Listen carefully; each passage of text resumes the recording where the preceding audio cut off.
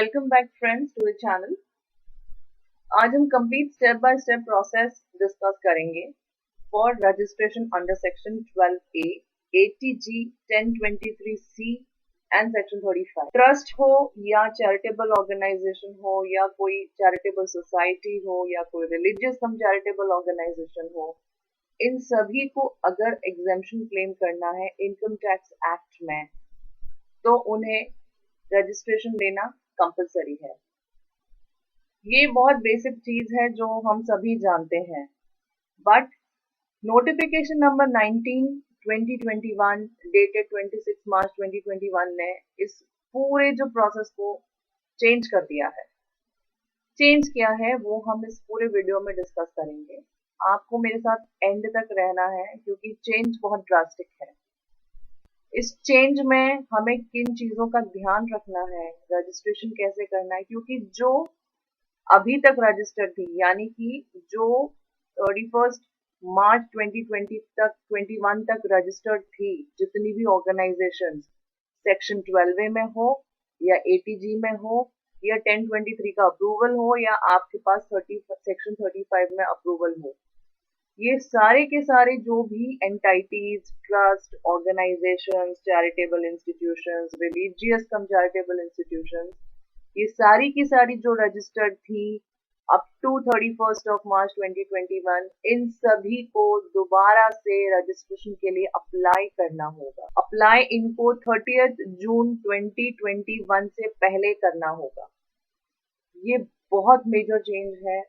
ये एप्लीकेशन क्यों है, कैसे है, और इसमें जो इतने सारे सवाल हैं कि हमें अभी रजिस्ट्रेशन मिला है, अब हम क्या करें, हमने पिछले साल ही रजिस्ट्रेशन लिया है, हमने फरवरी 2021 में रजिस्ट्रेशन लिया है, तो हमको क्या करना है, ये पूरा जो प्रोसेस है हम इस वीडियो में एंड तक देखेंगे। आपको मेरे साथ बने रहना है। मैं आपको बहुत इम्पोर्टेंट टिप्स दूंगी, बहुत सारी हम चीजें डिस्कस करेंगे। हम बिल्कुल लॉ पे ही चलेंगे, कोई भी इधर उधर की बात नहीं। मैं आपको नोटिफिकेशन नंबर 19 2021 डेटेड 26 मार्च 2021 पे लेके चलती हूँ। इसे आप इनकम टैक्स की वेबसाइट पे देख सकते हैं। मैं इनकम टैक्स की वेबसाइट पर आ गई हूँ एंड मैंने ये नोटिफिकेशन ओपन कर लिया है। आप देखिए, ministry of finance, department of revenue, central board of direct tax. तो दिस इज 26 मार्च 2021। आप देखेंगे कि इन्होंने पावर्स अपनी जो मॉडिफिकेशन की पावर्स है, section 23C of section 10, section 35, section ATG, इन सभी को इस वाले नोटिफिकेशन से अमेंड किया है। और ये जो अमेंडमेंट है ये 1 अप्रैल 2021 में इफेक्टिव हो जाएगा। दैट मीन्स आज की डेट में इफेक्टिव है। तो बेसिकली ये सेक्शन है क्या दोस्तों? इस वाले एक्ट को लाकर, इस वाले अमेंडमेंट रूल 6 अमेंडमेंट रूल 2021 को प्लेस लाके इफेक्टिव बना के इनकम टैक्स डिपार्टमेंट ने यानी कि CBDT ने जितने भी ट्रस्ट है, चैरिटेबल ऑर्गेनाइजेशंस है, NGOs है, NPOs है, जो भी सोसाइटी को सर्व करने के लिए नॉन प्रॉफिट ऑर्गेनाइजेशंस है, ये सभी जो एग्जेम्पशन क्लेम करते हैं या किया है या अभी तक करते आ रहे हैं, इन सभी के लिए ये बहुत ही स्कैटर्ड था डेटा कि कितनी सोसाइटी है, कितनी नॉन प्रॉफिट ऑर्गेनाइजेशंस है। इनकम टैक्स डिपार्टमेंट के पास इसका कोई भी एक प्रॉपर अकाउंट नहीं था। तो इन सबको अमेंड कर दिया है, इन सबको एक लॉ के तहत, एक अमेंडमेंट रूल के तहत इन्होंने अमेंडमेंट इसमें लेकर आए हैं सो दैट एक प्रॉपर डेटा इनके पास अवेलेबल हो एंड ये सारी सोसाइटीज के पास एक प्रॉपर गवर्निंग लॉ हो। तो पहले बहुत सारी ऑर्गेनाइजेशंस ऐसी थी जिसके पास सेक्शन 12A का भी रजिस्ट्रेशन था, जो 11 एंड 12 के सेक्शन 11 एंड 12 के अंतर्गत आता है, एंड उनके पास सेक्शन 1023 का भी अप्रूवल था। तो ये दोनों अप्रूवल वो साथ में लेके चलते थे। अब आपको ये नहीं करना है, आपको चॉइस एक्सरसाइज करनी होगी कि आपको सेक्शन 12A में रजिस्टर होना है या आपको अप्रूवल लेना है सेक्शन 1023C में। तो ये आपको अपने आप चूज करना होगा, ये चॉइस करनी होगी इस फॉर्म को भरने से पहले जो भी रजिस्ट्रेशन अब हमको करना होगा वो फॉर्म नंबर जो नया नोटिफाइड फॉर्म है फॉर्म नंबर 10A, पहले भी फॉर्म नंबर 10A था रजिस्ट्रेशन के लिए सेक्शन आपको 12A का अगर रजिस्ट्रेशन लेना है तो फॉर्म नंबर 10 भरना होता था 10A। वो फॉर्म नंबर तो सेम है बट ड्रास्टिक चेंज है उस फॉर्म में। आपको फॉर्म नंबर 10A का वीडियो हमारे चैनल पर ऑलरेडी मिल जाएगा, बट अब ये जो है जो वीडियो आज मैं आपको बताऊंगी, जो मैं आज आपको ऑनलाइन फॉर्म भरना बताऊंगी, ये बहुत ही कॉम्प्रिहेंसिव फॉर्म है। तो सबसे पहले हम मेन एक्ट पे स्टिक होते हैं। तो यहाँ पे आप देखेंगे जो चेंजेस आए हैं वो रूल 2C में आए हैं।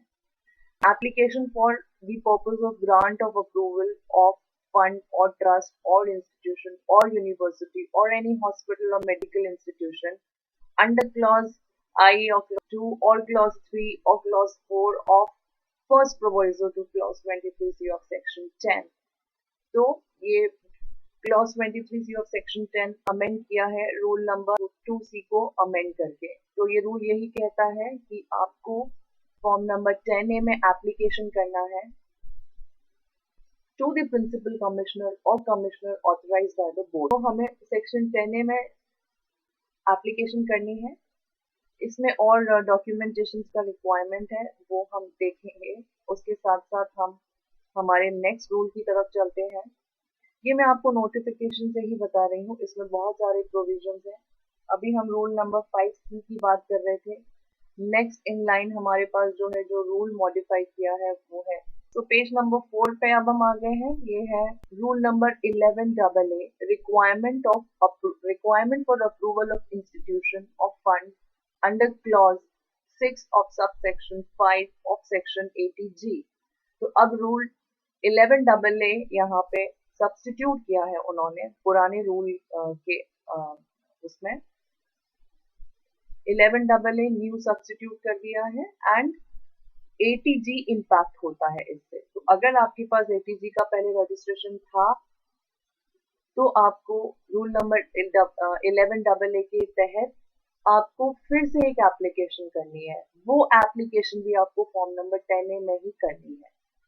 सो आप देख सकते हैं 10A कितना कॉम्प्रिहेंसिव फॉर्म इन्होंने डिजाइन किया है, जिसमें अभी हमने थोड़ी देर पहले मैंने अभी आपको प्रीवियस बताया था सेक्शन 1023C का अप्रूवल एंड अब ये जो सेकंड जो हमने डिस्कस किया है वो है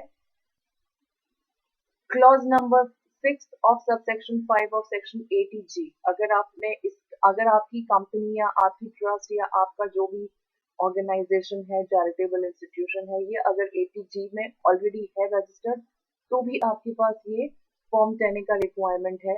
दोबारा से आपको अपने आप को रजिस्टर करना है बिफोर 30th of June 2021। ये एप्लीकेशन आपको कर देनी है एट एनी। नेक्स्ट हम मूव कर रहे हैं हमारी नेक्स्ट सेक्शन रूल के तहत, जिसे इस नोटिफिकेशन के जरिए इन्होंने चेंज कर दिया है। तो अब हम आ रहे हैं in the principles rules for rule 17A। तो अब जो रूल 17A है वो भी चेंज कर दिया गया है, सब्स्टिट्यूट कर दिया गया है with this new rule. Application for registration of charitable और रिलीजियस ट्रस्ट एक्सेट्रा।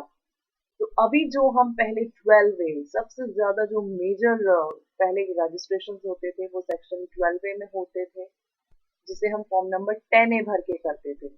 तो अब आप देख सकते हैं, अब हम ऐसा नहीं कह सकते कि 12A का रजिस्ट्रेशन हम फॉर्म नंबर 10A के थ्रू करेंगे, बट अब हमारे पास बहुत सारे वेरियस रजिस्ट्रेशन हैं, अप्रूवल्स हैं, इंटीमेशंस हैं, जिसे हम फॉर्म नंबर 10A को भर के कर सकते हैं। So this is the third new amendment, new rule, जिसमें हम 10A को भर के अपने आप को कर सकते हैं। सो यहाँ पर अगर हमको कोई भी रजिस्ट्रेशन करना है, रूल नंबर 17A हम देखेंगे एंड 10A का फॉर्म भरेंगे। फॉर्म कैसे भरना है मैं आपको बताऊंगी, मेरे साथ आपको एंड तक बने रहना है। अगर आपने अभी तक मेरे चैनल को सब्सक्राइब नहीं किया है तो प्लीज कीजिएगा, बिकॉज हम हमारे चैनल पे ऐसे लेटेस्ट वीडियोस अपडेट लाते रहते हैं एंड हमारा टेक्निक हमेशा ये रहता है कि हम आपको theory as well as practical दोनों ही चीजों से नॉलेज दें so that आपके पास एक full informed information रहे.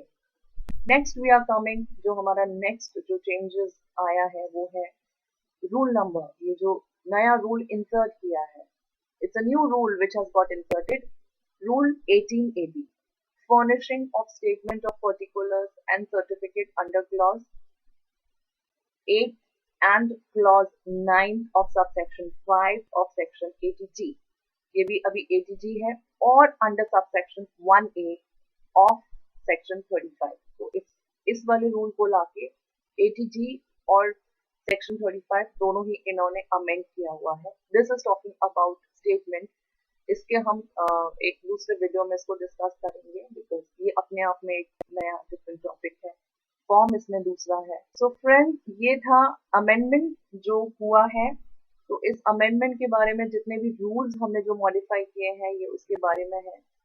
तो आप इसमें देखेंगे बारीकी के साथ जो बहुत ही डिटेल इलेबोरेटली ये नोटिफिकेशन है, अपने आप में ही एक पूरा सारी चीजों को लेके चल रहा है. रूल 2C है, अमेंड किया है सेक्शन 23 के लिए. रूल 17A इंसर्ट किया है 12A के लिए. रूल 11AA इंसर्ट किया है सेक्शन 80G के लिए. रूल 5 इंसर्ट किया है सेक्शन 35 के लिए. रूल 18AB इंसर्ट किया है सेक्शन 80G और 35 के लिए. ये हमने इस नोटिफिकेशन में देखा. तो दोबारा से हम इस नोटिफिकेशन पे आएंगे जब हम अपने डॉक्यूमेंट्स की रिक्वायरमेंट की डिस्कशन करेंगे, बिकॉज वो भी इसमें बहुत एलैबोरेटली दिया हुआ है. So we have here section 12A की एप्लीकेबिलिटी जब तभी होती है जब आपको सेक्शन 11 एंड 12 में एग्जेम्पशन क्लेम करना होता है as per the income tax act 1961. तो इसका जो पूरा प्रोसेस है, फ्रेश रजिस्ट्रेशन का प्रोसेस है, एक नया सेक्शन डाला है सेक्शन 12AB जो फॉर्म नंबर 10A और 10B के बारे में कहता है. तो हम इस वीडियो में फॉर्म नंबर 10A के बारे में बात करेंगे. 10AB का अभी रिक्वायरमेंट है नहीं एज सच, क्योंकि ये जो है ये आपका रिन्यूअल की तरह यूज में आने वाला है. फॉर्म नंबर 10AB फ्रेश जब आप अपने आप को रजिस्टर करेंगे दोबारा से, या रिन्यू करेंगे अप्रूवल अपना, या इंटीमेशन दोबारा से फाइल करेंगे, ये तब के लिए है. तो 10A जो है वो हमारा फ्रेश रजिस्ट्रेशन के लिए है. ये फॉर्म क्या कहता है हम इसे देखेंगे, और ऑनलाइन इसे कैसे सबमिट करना है हम वो डिस्कस करेंगे. मेरे साथ बने रहिए. So step by step procedure for registration under section 12A, 80G, 1023C and 35, section 35. तो ये स्लाइड बहुत इंपॉर्टेंट है क्योंकि इसमें मैंने आपको ये क्लैरिटी दे दी है. अभी मैंने आपको नोटिफिकेशन रीड आउट किया था, एंड अब ये जो स्लाइड है इसमें बहुत क्लियर है कि हम जो ये प्रोसेस फॉलो कर रहे हैं वो सेम रहने वाला है. सेक्शन 12A के लिए, 12A के रजिस्ट्रेशन के लिए, सेक्शन 80G के अप्रूवल के लिए, सेक्शन 1023C के अप्रूवल के लिए, सेक्शन 35 की इंटीमेशन के लिए. सो फॉर्म बहुत कॉम्प्रिहेंसिव है, बहुत स्मार्ट है. आपको बहुत स्मार्ट तरीके से फॉर्म को पहले ध्यान से पढ़ना है, एंड देन आपके लिए क्या एप्लीकेबल है आपको सिर्फ वही सेक्शंस, वही कॉलम्स को सेलेक्ट करना है, उसमें रेलेवेंट डिटेल्स फिल इन करनी है. सो एप्लीकेशन फॉर रजिस्ट्रेशन और प्रोविजनल रजिस्ट्रेशन और इंटीमेशन और अप्रूवल और provisional approval.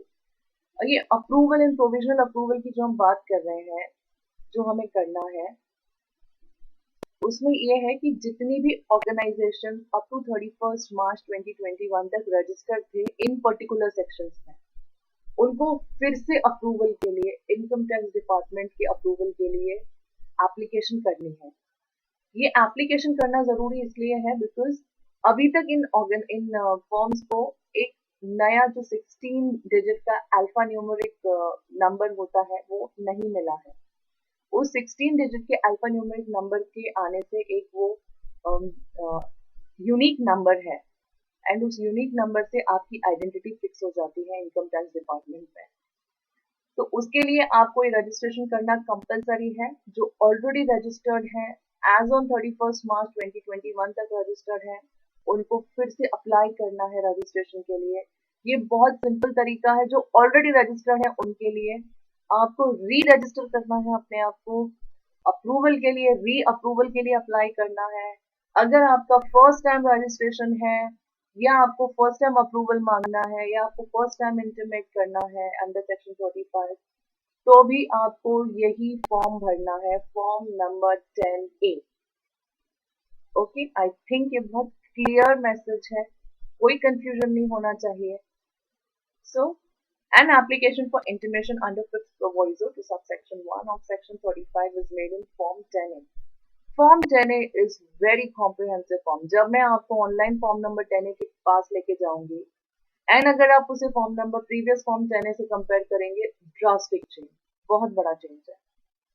So amendments in rule हो चुके हैं, ये मैंने आपको बता दिया है। ये 4 रूल्स हैं और अदर 5 रूल्स है, पर वो जो 5वां रूल है वो सिर्फ एटीजी और सेक्शन 35 के लिए अप्लाई होता है, वो डिफरेंट है।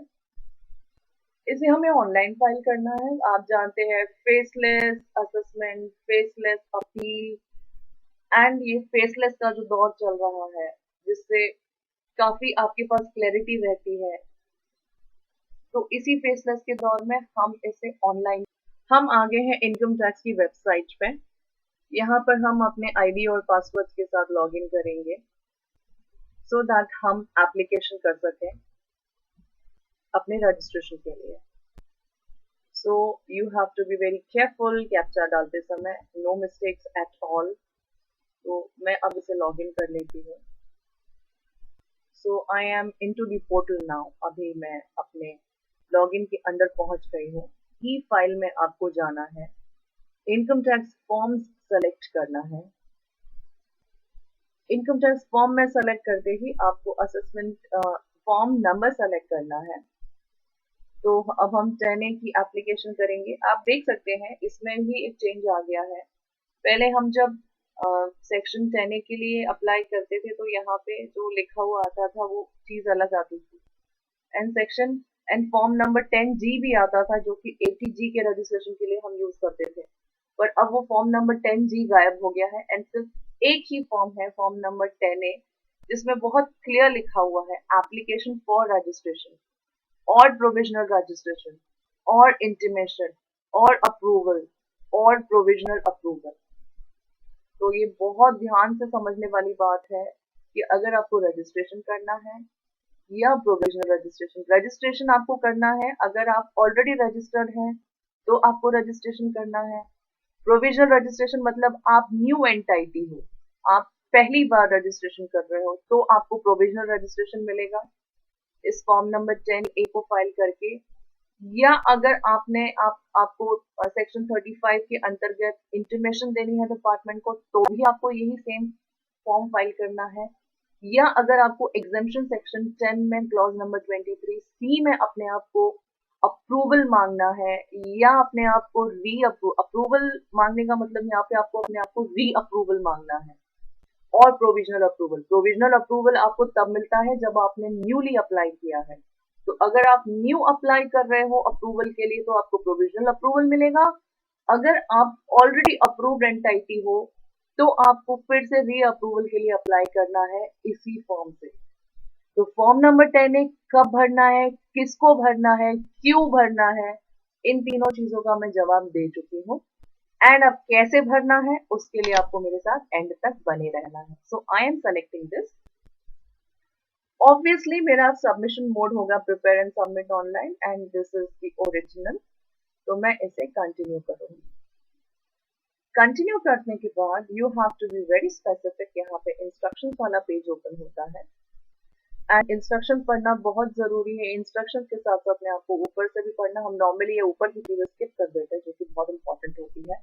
तो 10A भरते समय रूल नंबर 17A देखना है। मैं आपको ऑलरेडी बता चुकी हूँ 17A जो है रूल वो सेक्शन 12A के लिए होता है अगर आपको 12A में रजिस्ट्रेशन करना है। रूल नंबर 11AA जो है वो सेक्शन 80G के अप्रूवल के लिए होता है। रूल नंबर 2C जो है वो आपकी एग्जाम्पशन सेक्शन 1023C में जो आपको अप्रूवल चाहिए उसके लिए होता है। एंड ये जो रूल नंबर 5CA है वो इंटीमेशन फॉर सेक्शन 35 के लिए है। सो एप्लीकेशन फॉर रजिस्ट्रेशन और प्रोविजनल रजिस्ट्रेशन, आप ऑलरेडी रजिस्टर्ड है तो भी रजिस्टर करेंगे। प्रोविजनल रजिस्टर मतलब आप न्यू रजिस्ट्रेंट हो एंड आपको प्रोविजनल रजिस्ट्रेशन अलॉट किया जाएगा। और इंटीमेशन और अप्रूवल और प्रोविजनल अप्रूवल। इंटीमेशन सेक्शन 35 में होगा एंड अप्रूवल जो होगा वो 1023C का होगा। आप ऑलरेडी अप्रूव्ड है तो री अप्रूव के लिए आप अप्लाई करेंगे, या आपको अगर फ्रेश अप्रूवल चाहिए तो आपको प्रोविजनल अप्रूवल मिलेगा। सो जनरल इंस्ट्रक्शंस बहुत इंपॉर्टेंट है। हमें हमेशा कहा जाता है एग्जाम भी देने जाते हैं तो सबसे पहले आप इंस्ट्रक्शंस पढ़िए, पेपर पढ़िए। तो हम जनरल इंस्ट्रक्शंस पढ़ेंगे, इसे बिल्कुल भी स्किप नहीं करेंगे। So let's do this. While entering the data in form online, do not click back। ये बहुत एविडेंट है। आप बैक का बटन अगर प्रेस करेंगे तो वो सीधे आपको बाहर लॉग आउट कर देगा, जो वेबसाइट का फंक्शन जो है। एंड आपको ये ध्यान रखना है, this form is applicable to institution, trust, research association जो कि सेक्शन 35 की है, universities, colleges and other institutions, ये 1023C में नॉर्मली अप्रूव्ड एंटिटीज हैं, and companies who wish to claim exemption under the following sections। तो यहाँ पे हमारे पास sub clause 1, sub clause 6 of sub section 1 of section 12 में है, ये एक सेक्शन इफेक्टेड है। देन हमारे पास सेक्शन 10 है, एंड देन उसके बाद हमारे पास सेक्शन 80G है, एंड उसके बाद हमारे पास इंटीमेशन अंडर सेक्शन 35 है।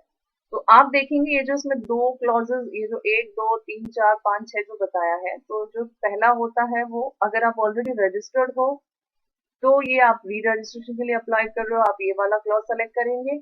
अगर आप रजिस्टर्ड नहीं हो एंड आप फ्रेश रजिस्ट्रेशन कर रहे हो तो आपको ये क्लॉज सेलेक्ट करना है। आगे इसके बारे में और डिटेल में बात करेंगे। This is very important. ये फॉर्म स्मार्ट है, कॉम्प्रिहेंसिव है, पर आपको पता होना चाहिए कि आप कितने स्मार्ट हो और आप कितने स्मार्टली ऑप्शंस को यूज कर रहे हो। फॉर्म तो स्मार्ट है but how smartly we fill it makes the difference. So we are coming here, E verification important है डीएससी और ईवीसी के साथ। डीएससी के साथ आपको इसको करना है, अगर आपका ऑलरेडी डीएससी रजिस्टर्ड है, आपने अपना कोई भी आईटीआर अगर डीएससी से वेरीफाई किया है तो ऑब्वियसली आपको इस फॉर्म को भी डीएससी से ही वेरीफाई करना होगा। This is mandatory. अगर आप ईवीसी से वेरीफाई करते हुए आए हैं आज तक तो आपको इसे ईवीसी से वेरीफाई करना है। Please ensure that the details of principal contact और authorised signatory has been updated in the my profile before submission of the form. ये बिल्कुल it's a very valid point, आपको ये चेक करना ही है। Please ensure that the DSC, अगर आपने कभी भी डीएससी यूज किया है पहले तो ऑब्वियसली प्रिंसिपल कॉन्टैक्ट का या ऑथराइज्ड सिग्नेटरी का डीएससी रजिस्टर्ड होगा। आपको बार बार इस फॉर्म को सेव करना है, आप नहीं भी करोगे तो भी आपको साइट बार बार प्रॉम्प्ट करेगी उसे सेव करने के लिए। एंड ये जो पॉइंट नंबर 7 है, this is very important because अब वो आपको डॉक्यूमेंट्स किस फॉर्मेट में अपलोड करना है। सिर्फ पीडीएफ का फॉर्मेट आपको यूज करना है एंड 300 DPI होगी एंड 2.54 सेंटीमीटर का मार्जिन आपको चारों तरफ से छोड़ना है। एंड अगर डॉक्यूमेंट आपका ओरिजिनल डॉक्यूमेंट यानी कि जो डीड है, जो आप जो कंपनी का जो डॉक्यूमेंट है, फॉर्मेशन का डॉक्यूमेंट है, अगर वो किसी वर्नाक्युलर लैंग्वेज में है यानी कि अदर देन इंग्लिश है, तो आपको उससे इंग्लिश में ट्रांसलेटेड वर्जन उसका कॉपी लेना होगा एंड उसको आपको अपलोड करना है। वो जब हम अटैचमेंट्स में जाएंगे मैं आपको तब उसको डिटेल में एक्सप्लेन कर लूंगी। आपको ये फॉर्म अटैचमेंट्स और डॉक्यूमेंट्स लगाने से पहले वेरीफाई करना है। देखिए आ गया यहाँ पे, आपको फ्रीक्वेंटली सेव करना है तो आप ओके कीजिएगा एंड सेव कीजिएगा। अभी मैंने कुछ भी भरना स्टार्ट नहीं किया है। हमारा ये नॉर्मली मैं एडवाइज करती हूँ कि जब भी आप पूरा फॉर्म भर दो तो अटैचमेंट लगाने से पहले आप एक बार उसका प्रीव्यू देख लीजिए। प्रीव्यू देखने से एक फ्रेश रीलुक आप कीजिए, आपने जितना भी फैक्ट्स डाला है, जितनी भी डिटेल्स आपने फिल इन करी है, उसमें कोई भी गलत डिटेल तो नहीं भर दी है, ये आपको चेक करना होता है। एंड उसके बाद जब आप कंप्लीटली सेटिस्फाई हो जाते हो अपना प्रीव्यू देखने के बाद कि आपने सारी डिटेल्स बिल्कुल सही फिल करी हैं, बस तभी आप उसे अटैचमेंट्स पे जाइए, अटैचमेंट्स लगाइए एंड फिर उसको आप सबमिट कीजिए। ग्रे फील्ड जो है वो ऑटो पॉपुलेटेड होता है। ऑटो पॉपुलेशन आप जानते हैं कैसे होता है, आपका प्रीवियस डेटा या आपने जो भी प्रोफाइल में अपना अपडेट किया होता है उससे ये हमारा फॉर्म ऑटो पॉपुलेट होता है। तो जितने भी ग्रेड एरियाज होते हैं, ग्रे वाले जो एरियाज हैं, उसे हमें वो एडिट करने नहीं देता है। तो अगर एडिट करना है तो आपको प्रोफाइल सेक्शन में जाके उसे एडिट करना होगा। So I am coming to form number 10। अब मैं 10A पर नेक्स्ट स्क्रीन पर आ गई हूँ। सो ये मेरी परमानेंट डिटेल्स यहाँ पे आ रही हैं। तो परमानेंट डिटेल्स जो आ रही हैं उसे हम यहाँ पे लेके चलेंगे। मेरा सेक्शन कोड ऑलरेडी सेलेक्टेड आ रहा है यहाँ पे। चैरिटेबल चैरिटेबल सोसाइटी है। यहाँ पे जो सेक्शन कोड है ये मैंने कैसे किया है वो मैं आपको बता दूं। ये बहुत इंपॉर्टेंट है आपको ये वाला चॉइस करना, बिकॉज आप अगर देखेंगे तो इसमें आपके पास बहुत सारे ऑप्शंस दिए हुए हैं। ये अगर आप ऑप्शंस देखेंगे तो you can see this, there are total 19 codes. ये 19 कोड्स में से आपके लिए कौन सा कोड एप्लीकेबल है ये सेलेक्ट करना बहुत जरूरी है। तो मैंने आपको प्रीवियस स्लाइड में बताया था कि आपको कैसे कोड सेलेक्ट करना है। इसके लिए जो मैंने आपको वीडियो में बिल्कुल स्टार्टिंग में जो पॉइंट बताया था, आपको उस नोटिफिकेशन को देखना है। उस नोटिफिकेशन में ये जो सारे के सारे क्लॉजेस अमेंड किए हैं, इन क्लॉजेस को देखना है। इसमें क्लॉज नंबर 1 जो है वो री रजिस्ट्रेशन के लिए, यानी कि आप ऑलरेडी रजिस्टर्ड हो, आप री रजिस्ट्रेशन के लिए अप्लाई कर रहे हो। मेरा ये जो सेकंड क्लॉज है मैंने इसे सेलेक्ट किया है क्योंकि मैं न्यू रजिस्ट्रेंट हूँ, तो मैं न्यूली अप्लाई करूंगी। आप इसमें से किसी में भी, अगर आपको सेक्शन 1023C के एग्जाम्शन के लिए अप्लाई करना है या इसमें आपको अप्रूवल या प्रोविजनल अप्रूवल चाहिए, तो आपको इन सेक्शंस में से सेलेक्ट करना होगा। देखना होगा इसमें 4 सेक्शंस हैं टोटल। ये आपको टोटली आपको 10 तक लेके जाएगा, क्योंकि इसमें जो 4 वाले होंगे, शुरू के 4 होंगे, 1 2 3 4, ये उनके लिए होंगे जो फ्रेश रजिस्ट्रेशन के लिए अप्लाई कर रहे हैं। बाकी का जो 4 क्लॉसेस है इसमें वो उनके लिए है जो फ्रेश के लिए अप्लाई कर रहे हैं, मतलब प्रोविजनल अप्रूवल के लिए अप्लाई कर रहे हैं। तो इसमें मेडिकल इंस्टीट्यूशंस, हॉस्पिटल्स, जो अदर ट्रस्ट हैं या जो रिलीजियस ट्रस्ट हैं, ये चारों कैटेगरीज आती हैं। तो आप कौन सी कैटेगरी में फिट होते हैं ये आपको चूज करना है। सेक्शन देखना बहुत जरूरी है। फॉर्म स्मार्ट है, इस स्मार्ट फॉर्म को आपको स्मार्टली यूज करना है, इन ऑप्शंस को स्मार्टली यूज करना है। तो इसमें से ये जो ATG के जो आपको अप्रूवल या री अप्रूवल चाहिए, री रजिस्ट्रेशन, री जो चाहिए उसके लिए भी है। अगर आप नए हो तो आप ये क्लॉज सेलेक्ट कीजिए। आपको दोबारा से अप्रूवल के लिए अप्लाई करना पड़ रहा है तो आप ये सेलेक्ट कीजिए। तो आपको इसमें से you have to be very specific कि आप क्या सिलेक्शन कर रहे हैं। साइंटिफिक रिसर्च में भी अगर आप देखेंगे तो अगर आपका रिसर्च एसोसिएशन है तो आप इस क्लॉज को सेलेक्ट कीजिए। आप अगर यूनिवर्सिटी, कॉलेज या अदर इंस्टीट्यूशन है एंड रिसर्च, साइंटिफिक रिसर्च में अपने आप को इन्वॉल्व करते हैं तो आपको ये कोड सेलेक्ट करना है। अगर आप रिसर्च एसोसिएशन हो, सोशल साइंस रिसर्च कर रहे हो तो आप कोड नंबर 15 सेलेक्ट कीजिए। अगर आप सोशल साइंस रिसर्च में हो, यूनिवर्सिटी, कॉलेज और अदर इंस्टीट्यूशन हो तो आप ये सेलेक्ट कीजिए। कंपनी हो, साइंटिफिक रिसर्च में डील कर रहे हो तो इसे सेलेक्ट कीजिए कोड नंबर 17 को। अगर आप स्टैटिस्टिकल रिसर्च ऑर्गेनाइजेशन हो, रिसर्च एसोसिएशन हो तो आप कोड नंबर 18 सेलेक्ट कीजिए। एंड अगर आप कॉलेज और अदर इंस्टीट्यूशन हो एंड स्टैटिस्टिकल रिसर्च एक्टिविटी में इन्वॉल्व हो तो आपको कोड नंबर 19 सेलेक्ट करना है। सो ये कोड सेलेक्ट करना बहुत इंपॉर्टेंट है, क्योंकि इस कोड की सिलेक्शन के बाद आपके नीचे जो इस फॉर्म के बाद में जो आपके ऑप्शंस ओपन होंगे वो इस कोड के सेलेक्ट होने पर ओपन होंगे। सो अगर आप यहाँ पे कोई सा भी आप अगर फर्स्ट टाइम, ये मैं फर्स्ट टाइम रजिस्टर कर रही हूँ, अगर मैं इनको सेलेक्ट करूँ पहले वाले को और आप ऑलरेडी रजिस्टर्ड हो तो आपको इसकी डिटेल्स देनी होंगी। सो इसीलिए आप कोड को बहुत अच्छे से सेलेक्ट कीजिए। सो नेचर ऑफ एक्टिविटीज में 3 ही एक्टिविटीज हैं। या तो आप चैरिटेबल ऑर्गेनाइजेशन हो सकते हो, सिर्फ चैरिटी करते हो, सोशल सोशल हेल्प करते हो, गरीबों को हेल्प करते हो, एजुकेशन में हो, ये सारे चैरिटी वर्क करते हो तो आपको ये सेलेक्ट करना है। अगर आप एक्सक्लूसिवली रिलीजियस ट्रस्ट हो, रिलीजियस सोसाइटी हो एंड रिलीजन को एनहांस करने के लिए कोई भी एक्टिविटी कर रहे हो तो आप सिर्फ रिलीजियस सेलेक्ट करेंगे। आपकी ट्रस्ट के दोनों ऑब्जेक्ट्स है रिलीजियस कम चैरिटेबल, तो आप ये ऑप्शन नंबर 3 सेलेक्ट करोगे। सो ये 3 ऑप्शंस में से आपको चूज करना है। आपको ये चूज आपकी डीड को देख के करना होगा। जो आपके ऑब्जेक्ट्स हैं सोसाइटी के, ट्रस्ट के, या आप अगर सेक्शन 8 कंपनी हो तो आपको उसके ऑब्जेक्ट के अकॉर्डिंग ही आपको अपना कॉन्स्टिट्यूशन का टाइप सेलेक्ट करना होगा। ऑब्जेक्ट कुछ और है और आप कुछ और सेलेक्ट कर रहे हो, तो जब आप डॉक्यूमेंट्स अपलोड करोगे then it will create a problem. तो हमें इस फॉर्म को, ये फॉर्म स्मार्ट है, हमें इसे स्मार्टली भरना है। It's a comprehensive form. हमें कोई भी डिटेल ऐसी नहीं देनी है जो हमारे डॉक्यूमेंट्स जो है जिसमें हम रिलाई कर रहे हैं उससे अदरवाइज हो।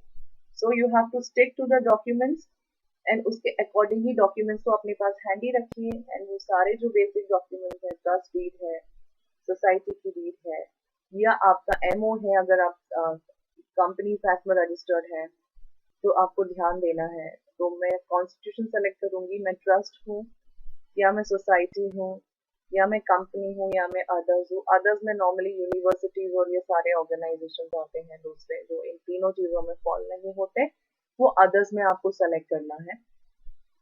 तो अगर आप ट्रस्ट हैं तो आप अपना जो आपने ट्रस्ट का डॉक्यूमेंट बनाया होगा अ, वो आपको अपने पास रखना होगा। सोसाइटी अगर आप हैं तो आपको आपके बायलॉज देखने होंगे। ट्रस्ट में आप ऑब्वियसली ट्रस्ट की डीड देखेंगे। सोसाइटी में आपको आपको सोसाइटी के बायलॉज चेक करने होंगे। कंपनी में आपको एमओए देखना होगा। एंड अदर्स में आप जो डॉक्यूमेंट पे आप रिलाई कर रहे हो जिससे ये साबित होता है कि आप इस पर्टिकुलर चीज में, इंस्ट्रूमेंट में रजिस्टर्ड हो, तो आप उसको सेलेक्ट करेंगे। तो मेरा जो चीज है, मैं सोसाइटी में रजिस्टर्ड हूँ तो मैंने अपने लिए सोसाइटी सेलेक्ट किया है। सो सोसाइटी सेलेक्ट करते ही I have this 4 options. Point number 4 में अब मेरे पास 4A 4B 4C 4D है जिसमें हमें इसकी डिटेल्स फिल आउट करनी है।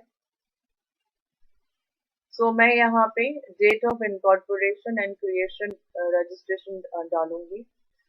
उसके पहले whether the applicant is established under an instrument में, तो मैं इसको सेलेक्ट, मुझे डेट ऑफ इनकॉर्पोरेशन डालनी है। तो मैं कोशिश आपको यही करनी है कि आप जब भी डेट्स डालें तो जो यहाँ साइड में जो डेट्स का जो कैलेंडर का आइकन बना होता है, आप इसी में से इसे सेलेक्ट कीजिए। तो मैंने अपनी ये डिटेल्स यहाँ पे फिल इन कर दी है एंड इसमें डेट ऑफ इनकॉर्पोरेशन डाल दिया है, रजिस्ट्रेशन और इनकॉर्पोरेशन नंबर डाल दिया है एंड अथॉरिटी ग्रांटिंग रजिस्ट्रेशन या इनकॉर्पोरेशन मैंने एंटर कर दी है। So now we have the next clauses, objects of the applicant. अब आपका ऑब्जेक्ट क्या है? आपका मोर देन वन ऑब्जेक्ट हो सकता है। तो आपके जो भी ऑब्जेक्ट्स हैं इसको आप यहाँ पे सेलेक्ट कर सकते हैं। आपको अपने बायलॉज और सोसाइटी का जो ट्रस्ट डीड है या आपकी कंपनी का जो इनकॉर्पोरेशन डॉक्यूमेंट है, यानी कि मेमोरेंडम ऑफ एसोसिएशन MOA देखना होगा। एंड आपको उसमें से आइडेंटिफाई करना होगा कि आपकी ऑब्जेक्ट क्या है। तो मेरी सोसाइटी का object relief to the poor भी है, एजुकेशन भी है। I am not a religious society, तो मैं इस ऑप्शन को सेलेक्ट नहीं कर रही हूँ। मैं मेडिकल रिलीफ भी प्रोवाइड करती हूँ, मैं अपने विलेजर्स के लिए योगा भी ऑर्गेनाइज करती हूँ। प्रिजर्वेशन ऑफ एनवायरनमेंट भी मेरा मोटिव है। And advancement of any other objects of general public utility. तो मैंने अपने लिए यहाँ पे 5 सेलेक्ट कर लिए हैं। तो ये advancement of any other objects of general public utility भी है। सो मैंने यहाँ पे अपने जो भी मैं काम करती हूँ उसे आपको ध्यान रखना है। आपको ये सारी चीजें सिर्फ तभी सेलेक्ट करनी है जब आपके ये ऑब्जेक्ट्स में स्पेसिफिकली दिख रहे हों। अगर नहीं दिख रहे हैं और आपको फिर भी इसमें ये सारे ऑब्जेक्ट सेलेक्ट करने हैं, तो आपको सबसे पहले अपना वो डॉक्यूमेंट जिस पे आप रिलाई कर रहे हैं उसे चेंज करना होगा, उसमें मॉडिफिकेशन करना होगा। अपनी सोसाइटी की ट्रस्ट डीड को मॉडिफाई करना होगा, या आपका जो आप बेसिक इंस्ट्रूमेंट जो रेफर कर रहे हैं, जो आप ट्रस्ट डीड रेफर कर रहे हैं, बाय लॉज रेफर कर रहे हैं, या कोई ऐसा डॉक्यूमेंट रेफर कर रहे हैं जिससे आपकी एग्जिस्टिंग ऑर्गेनाइजेशन में पता चले कि आप एग्जैक्टली क्या कर रहे हैं, तो आपको ये चीज ध्यान में रखनी है। वहीं पर आपको अमेंडमेंट करना होगा एंड उसके बाद आप उस डॉक्यूमेंट को यूज कर सकते हैं सो दैट आप अपने सेक्शन, ये जो क्लॉज नंबर 5 जो दिख रहा है इसमें पॉइंट नंबर 5, इसको जस्टिफाई कर सकें। तो आपको अपने डॉक्यूमेंट्स के हिसाब से ही फॉर्म भरना है, कोई भी आप इसमें न्यू एडिशनल एंट्री नहीं करेंगे, बिकॉज ये फॉर्म जो है ये आपके डॉक्यूमेंट्स के बेसिस पे आपको भरना है। Okay, now we are moving to point number 6. Whether the trust deed contains clause that the trust is irrevocable. ये बहुत इम्पोर्टेंट है। सिर्फ दो ऑप्शंस यहाँ दिए हुए हैं, या तो आप हाँ कहेंगे या आप ना कहेंगे। ना कहोगे तो आपको कोई रजिस्ट्रेशन मिलना नहीं है। क्यों? Because it's a very common this thing, बहुत इम्पोर्टेंट पॉइंट है ये कि ट्रस्ट डीड के अंदर इररिवोकेबल क्लॉज होना चाहिए कि अगर उसको कोई डोनेशन मिल गया है तो वो डोनेशन या कोई भी असेट ट्रांसफर किया है या किसी ने दान में कोई असेट दिया है तो उसमें इररिवोकेबल क्लॉज होना चाहिए कि अभी सोसाइटी के पास चला गया, मेरा कोई राइट नहीं है। तो इसीलिए इररिवोकेबिलिटी वाला क्लॉज बहुत इंपॉर्टेंट है। नहीं है अगर आपके किसी भी डीड में या पुराने उसमें आपने नहीं डाला है तो आप अमेंड कीजिए अपना वो डॉक्यूमेंट। ध्यान रखिए, अमेंड करने के बाद ही इस फॉर्म को भरना। अगर आपके ट्रस्ट में, क्योंकि ये क्वेरी आएगी, अगर आपने इसमें नो कर दिया है तो वो बोलेंगे पहले ऐड कीजिए उस वाले चीज को, इररिवोकेबिलिटी क्लॉज को आप ऐड कीजिए और उसके बाद आप दोबारा से इस डिफेक्ट को सही करिए। तो इसलिए यहाँ पे नो का कोई चांस नहीं है, इसको आपको यस ही करना है। अगर नो है तो भी डॉक्यूमेंट्स को मॉडिफाई कीजिए और फिर उसको आप भरिए, नहीं तो फिर आपको वैसे भी अप्लाई करना ही है। अगर आप ये सोच रहे कि अभी अप्लाई कर दे, जब तक प्रोसेस में आएगा तब तक हम डॉक्यूमेंट मॉडिफाई कर देंगे फिर दिखा देंगे, तो वो भी कर सकते हैं। मैंने ऐसा किया है, इसीलिए मैं आपको ये एडवाइस दे रही हूँ। मेरे एक सोसाइटी के उसमें डीड में, ट्रस्ट डीड में ये क्लॉज नहीं था, तो हमने तब तो यस कर दिया और उसके बाद फिर उसे अप्लाई करवा दिया। And by the time it came for the hearing हम उस क्लॉज के साथ बिल्कुल रेडी थे, तो वहाँ कोई प्रॉब्लम आई नहीं। But I will not advise you कि आप ऐसा करें। आप कोशिश कीजिए कि आप पहले ही सारे डॉक्यूमेंट्स के साथ बिल्कुल सही इन्फॉर्मेशन आप भरिए। ऐसे ट्रायल एंड हिट करने की जरूरत नहीं है। अगर आउटराइट रिजेक्ट हो गया देन पूरा प्रोसेस दोबारा से करना होगा। सो इट्स बेटर कि आप डॉक्यूमेंट्स जो है, इस पहले फॉर्म को देखिए, फॉर्म को देखने के बाद आप डॉक्यूमेंट्स को देखिए एंड वो दोनों एक दूसरे को बिल्कुल मैच करें, ऐसा ही हमें करना है। Point number 7, other registration details. ये तो बहुत ही कंपलसरी है, whether the applicant is registered on Durban portal or under FCRA Act or any provisions of Income Tax Act। तो अभी हम डर्पन पोर्टल पे हमारी ऑर्गेनाइजेशन रजिस्टर्ड है। आप जैसे ही यस करेंगे तो ये नीचे ऑप्शंस ओपन कर देती है। इसमें आपको रेलेवेंट लॉ पोर्टल लिखना है कि आप रजिस्ट्रेशन अंडर सेक्शन 1046 में आपने अप्लाई किया है या एफसीआरए का रजिस्ट्रेशन है या रजिस्ट्रेशन नंबर विद डर्पन पोर्टल है नीति आयोग का। तो मेरा इसमें रजिस्ट्रेशन है ऑलरेडी, तो मैं यहाँ पे registration number and date of registration enter कर दूंगी एंड फिर इसको मैं सेव कर लूंगी। हम हमेशा इसको सेव करके हुए चलेंगे। तो ये रजिस्ट्रेशन बहुत इंपॉर्टेंट है डर्पन पोर्टल पे, आप इसको कीजिए। अगर आपको कोई दिक्कत आ रही हो तो आप मुझे बताइए, I will guide you. It's a very simple process, जैसे हम नॉर्मली किसी भी चीज के लिए रजिस्टर करते हैं, ये वही डिटेल्स मांगेगा, वेरी बेसिक। हम आगे चलेंगे अपने फॉर्म के साथ। यहाँ पर आप उस रजिस्ट्रेशन को फिल अप कर दीजिए एंड हम नेक्स्ट आगे बढ़ेंगे। So then we have this, whether any application for registration made by the applicant in the past has been rejected. This is very important. आपको इसमें ध्यान रखना है, अगर कोई आपकी एप्लीकेशन रिजेक्ट हुई है तो आपको यहाँ पे उसकी डिटेल देनी हो। तो मेरा कोई भी ऐसा रिजेक्शन हुआ नहीं है तो मैं यहाँ पे नो कर देती हूँ। Whether claiming exemption under clause 21 of section 10 of the Income Tax Act, आपको यहाँ पे स्पेसिफिकली लिखना है कि आप क्लॉज 21 में अपने आप को एग्जेम्पशन क्लेम कर रहे हैं क्या, तो मैं लिख देती हूँ नो, मैंने अभी तक कोई एग्जेम्पशन क्लेम नहीं किया है। डिटेल्स ऑफ की पर्सन में आप आ जाइए, पॉइंट नंबर 9 जो है अब हमारा। So details of all the authors, founders, settlers, trustee, member of society, member of governing council, directors, shareholders जो कि major shareholders हैं, 5% से ज्यादा शेयर होल्ड करते हैं, या की office bearers, CEO, authorise signatory, ये अगर आपके पास जितने भी हैं, आप इसको एक प्रॉपरली नोट कर लीजिए और सॉफ्ट कॉपी में ही अपने पास रेडी रखिएगा इस पॉइंट को भरने के लिए। Save this, bar bar site prompt कर रही है, हम इसको सेव करेंगे, सेव करके आगे चलेंगे। पॉइंट नंबर 9 पे थे हम। तो आपको यहाँ पे ये सारी डिटेल्स को फिल इन करना है। आपके पास ये रिलेशन आप देखेंगे, रिलेशन में ड्रॉप डाउन में आपके पास बहुत सारे रिलेशंस हैं, मैनेजिंग डायरेक्टर है, ऑथराइज सिग्नेटरी है।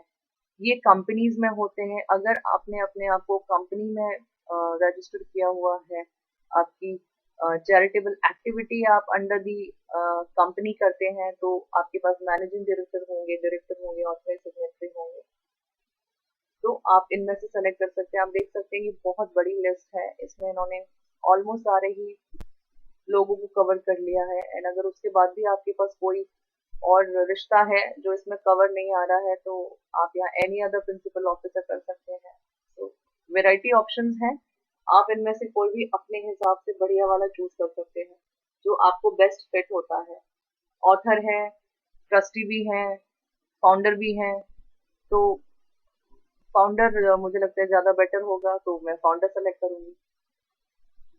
तो आपको यहाँ से देखना है, ऑथराइज सिग्नेटरी कई बार अलग होते हैं, सीईओ जो कंपनी मैनेज करते हैं, तो वो आप यहाँ से सेलेक्ट कर सकते हैं। सीएफओ है तो वो यहाँ से सेलेक्ट कर सकते हैं। तो आपको ध्यान रखना है कि आप सही ऑफिस बेरर को सेलेक्ट कर रहे हैं। ऑथराइज सिग्नेटरी आपको उसी बंदे को सेलेक्ट करना है जो यहाँ पर आपकी साइट पे भी रजिस्टर्ड है एंड जो इस फॉर्म को थ्रू डीएससी या ईवीसी जो साइन करेंगे, उन्हीं ऑथराइज सिग्नेटरी को आपको यहाँ पे ऐड ऑन करना है। तो हम इसकी डिटेल भर लेंगे। ध्यान रखिए, आपको एक चीज का बहुत ध्यान रखना है, इसमें आपको सारे ही लोगों का एंट्री करना है, all the members of the society आपको इसमें डालना है।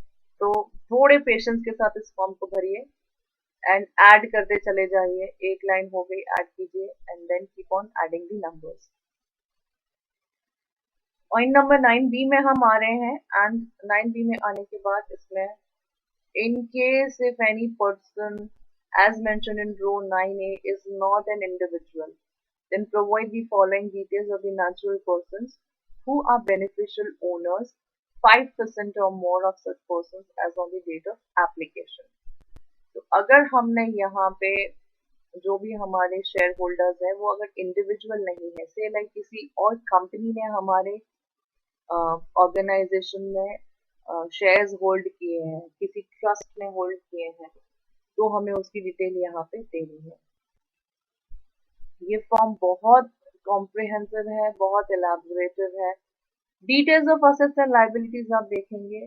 Has return of income being filed for the last assessment year for which the due date has expired. Yes, ये ऑटो पॉपुलेटेड है। ऑटो पॉपुलेटेड होने की वजह से आप देखिए यहाँ पे उसने ऑटोमेटिकली यस सेलेक्ट कर लिया है। तो आपको यहाँ पे कॉर्पस की अपनी डिटेल्स फिल इन करनी है। Fund, reserve, surplus other than corpus, balance sheet, इसके लिए आपको बिल्कुल हैंडी रखनी है। पहले वाला जो फॉर्म नंबर 10A था उसमें ये सारी डिटेल हमें देनी नहीं पड़ती थी, तो बहुत ही एक नाम, पता, एड्रेस, डिटेल्स, ये सारी चीजें भर के ही उसको सबमिट कर देते। But this form is a comprehensive and a very elaborate form. This new form number तो सेम ही है, बट ये अब नया है। तो नए के साथ साथ कंप्लायंस भी थोड़ा सा नया और ज्यादा हो गया है, but then do not worry, this is anyways going to help you. आपको यहाँ पे अपनी बैलेंस शीट की इंफॉर्मेशन देनी है, जो भी आपकी लास्ट बैलेंस शीट आपने अपलोड करी है उसकी आपको डिटेल। इनकम डिटेल्स में हम आएंगे। Income received in 3 previous years immediately preceding the previous year in which application is made। तो आपको यहाँ पे इनकम की डिटेल्स यहाँ पे देनी है, पुराने पूरे इमीडिएटली जो 3 previous years है उसकी इंफॉर्मेशन देनी है। ड्रॉप डाउन में आप देख सकते हैं। तो फाइनेंशियल ईयर 18-19 की इंफॉर्मेशन देनी है, फाइनेंशियल ईयर 19-20 की इंफॉर्मेशन देनी है एंड फाइनेंशियल ईयर 2021 की इंफॉर्मेशन आपको देनी है। तो यहाँ पर आपको कहीं भी चूज करने का ऑप्शन नहीं है, आपको ये सारी डिटेल्स यहाँ पे फिल इन करनी है एंड आगे बढ़ना है। रिलीजियस एक्टिविटीज की डिटेल, अब क्योंकि मैंने ऊपर रिलीजियस एक्टिविटी सेलेक्ट ही नहीं किया है तो ये ऑटोमेटिकली डिसेबल हो गया है। अगर मैंने ऊपर वाली रो में जहाँ ऑब्जेक्ट्स है या मैंने जहाँ कोड मेरा, अगर मैंने रिलीजियस सेलेक्ट किया होता, जहाँ हमने charitable organisation, religious organisation and religious from charitable organisation select करना था, अगर वहाँ रिलीजियस सेलेक्ट किया होता तो ये ऑटोमेटिकली हाईलाइट हो जाता। पॉइंट नंबर 21B में हमें ये सारी डिटेल्स देनी होती अगर हम रिलीजियस एक्टिविटी होते तो। इसमें मैंने सारी डिटेल्स फिल इन कर दी है फॉर्म में। आपको ध्यान रखना है जब आप ये पॉइंट नंबर 9 जो मैंने आपको बताया था, इसमें जब आप इसमें सेटलर की या उसकी डिटेल डालते हैं, इंफॉर्मेशन डालते हैं, तो इसमें आपको और फाउंडर मेंबर इन सब की जो आप इंफॉर्मेशन डालते हैं, आपको इसमें आईडी कोड इनकी पूरी डिटेल के साथ डालना है। ध्यान रखिए, बिना प्रॉपर डिटेल के साथ ये आपको फॉर्म आगे जाने नहीं देगा। तो जैसे कि मैं आपको बता रही हूँ, यहाँ पर आपको या तो आप permanent account number, Aadhaar number, tax identification number, passport number, ये जो 8 चीजें दी हैं इनमें से कोई भी सेलेक्ट कर सकते हैं, इसको स्किप नहीं कर सकते हैं। तो मैंने यहाँ पे डिटेल्स एंटर करी थी, वो इसकी कर दी। सारी डिटेल्स अब मेरे पास एंटर्ड है। अब मैं इसको प्रीव्यू एंड सबमिट पे क्लिक करूंगी। प्रीव्यू एंड सबमिट पे क्लिक करने के बाद मेरा जो तीसरा पार्ट है, वेरिफिकेशन का पार्ट है, इस पे मैं आ जाऊंगी। तो यहाँ पे ऑटो पॉपुलेटेड होता है, जो भी आपको ऑथराइज सिग्नेटरी होता है जिससे ये लास्ट रिटर्न फाइल हुआ है, उससे ये आपका ऑटोमेटिकली पॉपुलेट कर लेता है। आपको सिर्फ यहाँ पे प्लेस डालनी है। तो मैं यहाँ पे प्लेस डाल दूंगी कि मैं कहाँ पे अपना आपको ये साइन कर रही हूँ, तो मैं इसे एंटर कर देती हूँ। रिव्यू एंड सबमिट पे क्लिक करूंगी। सेव ड्राफ्ट कर दूँ पहले मैं इसे, सो दैट मेरी इंफॉर्मेशन सेव हो जाए। अब मैं इसे प्रीव्यू एंड सबमिट पे क्लिक करूंगी तो आप देख सकते हैं, click here to download the preview PDF. तो जैसे कि मैंने आपको बताया है कि आपको ध्यान रखना है कि ये जो प्रीव्यू पीडीएफ, ये जो आप इसको प्रीव्यू देखेंगे, प्रीव्यू पीडीएफ में इसका प्रिंट ले लीजिए, प्रीव्यू देख लीजिए एंड उसके बाद आप आ जाइए अपने नेक्स्ट लेवल। ये मेरा प्रीव्यू मैं देख चुकी हूँ and this is okay. Details मैंने एंटर कर दी है। आप इसमें ध्यान रखिए, जो नोट्स इसमें दे रहे हैं कि इसमें जो आपका अटैचमेंट्स होगा वो सारे के सारे अटैचमेंट्स 50 MB से एक्सीड नहीं होंगे, इसका आपको ध्यान रखना है। सारे अटैचमेंट्स पीडीएफ कॉपी में ही होंगे। कोई भी अटैचमेंट अगर वर्नाक्युलर लैंग्वेज में है तो हम उसका ट्रांसलेटेड इंग्लिश वर्जन यूज करेंगे। अगर नहीं यूज करेंगे तो इसमें लिखा हुआ है Fehling which the application would be rejected. तो आपको ध्यान रखना है, अगर आपके पास कोई भी वर्नाक्युलर डॉक्यूमेंट है जिसको आपको अपलोड करना है तो आपको ये इस वाले से सेलेक्ट करना होगा। अब आते हैं हम अपने डॉक्यूमेंट्स के रिक्वायरमेंट पे, जो कि बहुत ही इम्पोर्टेंट रिक्वायरमेंट है। इस पूरे एप्लीकेशन और रजिस्ट्रेशन के पीछे जो हमारा जो मेन डॉक्यूमेंट है, जो इस पूरे रजिस्ट्रेशन की वजह बनता है, हमें अब वो वजह यहाँ पे लगानी है, वो डॉक्यूमेंट्री एविडेंसेस प्रूफ्स लगाने हैं, हमारे इंस्ट्रूमेंट की कॉपी लगानी। तो self certified copy of the instrument, creating the trust और establishing the institution if applicable. मैं आपको फिर से नोटिफिकेशन की तरफ लेके चलती हूँ, जहाँ पे डॉक्यूमेंटेशन का रिक्वायरमेंट दिया हुआ है इस नोटिफिकेशन में। इसको थोड़ा सा बड़ा कर लूँ मैं, that it's clearly viewable. Okay, तो मैंने आपको जो सबसे पहले बताया था कि जब आप कोड सेलेक्ट करते हैं, रो नंबर 2 में जब आप कोई कोड सेलेक्ट करते हैं तो उस कोड के अकॉर्डिंग आपको ये डॉक्यूमेंटेशन रेडी रखने हैं। ये मैं बिल्कुल वो नोटिफिकेशन आपको बता रही हूँ, नोटिफिकेशन 19 जो है, जो 26 मार्च को आई है, उसकी बता रही हूँ। उसी में से ये, उसी का मैं आपको एक रिव्यू बता रही हूँ। तो आप देख लीजिए, अगर आपने उसमें सेक्शन कोड 01 सेलेक्ट किया है तो आपके पास डॉक्यूमेंट्स का रिक्वायरमेंट यहाँ पर है। यहाँ से ही वहाँ पे अटैचमेंट्स आपको देख के लगाने हैं। कोई भी क्वेरी आती है तो हमें उस बेसिक सोर्स को रेफर करना है, जो कि नोटिफिकेशन नंबर 19 है. So where the applicant is created or is established under an instrument, self-certified copy of the instrument. ध्यान रखिए आपको सेल्फ सर्टिफाइड कॉपीज लगानी है सारी. जो भी आप डॉक्यूमेंट्स यहाँ लगाएंगे वो सारे की सारे सेल्फ सर्टिफाइड डॉक्यूमेंट्स होंगे. So self-certified copy of the instrument creating the trust or establishing the institution if applicable. तो हम यहाँ पर उसकी कॉपी लगाएंगे. जो भी आपके पास आपकी कॉपी है उसे लगाएं आप. Self-certified copy of the document evidencing the creation of trust or establishment of the institution if applicable. Self-certified copy अगर आपके पास कोई ऐसा नहीं है जो ट्रस्ट के लिए, तो आप इस इंस्ट्रूमेंट में, जैसे कि आपका कोई हाथ से लिखा डॉक्यूमेंट हो, पुराना डॉक्यूमेंट हो, जो पहले पहले नहीं बनती थी, वो बहुत बहुत पुरानी ट्रस्ट है जब ये सोसाइटी रजिस्ट्रेशन एक्ट और ये सब एप्लीकेबल नहीं था और ये बन जाती थी पहले ट्रस्ट बहुत तरीके से बनाने के. तो अगर वैसा कोई डॉक्यूमेंट है जो एविडेंस करता है तो आप उसको सेलेक्ट कर लीजिए. ध्यान रखिए दोस्तों, यहाँ पे हमें सारे अटैचमेंट्स लगाने हैं. एक भी अगर आपने यहाँ मिस कर दिया तो वो फॉर्म आपको सबमिट नहीं होने देगा. फॉर्म आपसे चाहेगा, वो एक टेक्निकल एरर दिखाता जाएगा कि आपको यहाँ पे फाइल चूज करनी है. सो आपको यहाँ पे फाइल लगानी है.